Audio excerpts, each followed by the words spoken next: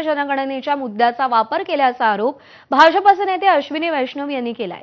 तर भाजपच्या आरोपावर कांग्रेस नेते पृथ्वीराज चव्हाणांनी पलटवार केलाय। कांग्रेस की सरकार ने जाति जनगणना के बजाय एक सर्वे कराना ही उचित समझा। उस सर्वे को सभी एसईसीसी के नाम से जानते हैं।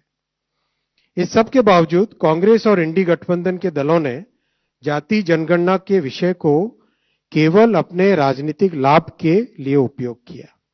2021 साली जी सार्वत्रिक जनगणना पाहिजे होती ती कोविडमुळे झाली नाही आणि प्रत्येक दशकाच्या शेवटी जनगणना करून बरीचशी माहिती त्यामध्ये फक्त आकडे मोजत नाहीत, लोकसंख्या मोजत नाही, तर बऱ्याच गोष्टी मोजल्या जातात।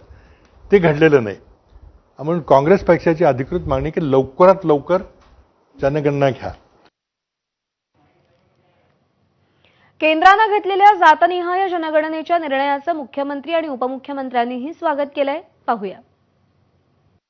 मोदी सरकारने घेतलेला जातीय जनगणनेचा निर्णय हा अतिशय ऐतिहासिक अशा प्रकारचा निर्णय आहे। सामाजिक न्याय शेवटच्या घटकापर्यंत जर पोहोचवायचा असेल तर या जनगणनेच्या माध्यमातून समाजामध्ये कोण मागे राहिलेला आहे याचा एम्पिरिकल डेटा देखील येईल आणि त्यामुळे आपल्याला योग्य लोकांना योग्य सवलती देऊन या देशाला आणि सर्व समाजांना वेगाने पुढे नेता येईल। या दृष्टीनं हा अतिशय ऐतिहासिक निर्णय आहे। हा ऐतिहासिक निर्णय आहे, कारण हा स्वातंत्र्यानंतर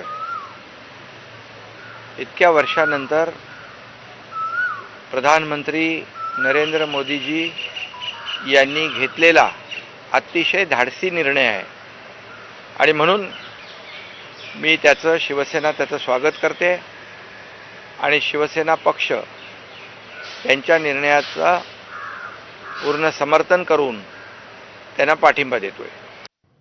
आणि जातनिहाय जनगणनेच्या निर्णयाचं सर्वपक्षीय नेत्यांकडून स्वागत करण्यात आलेलं आहे। आपण पाहूया।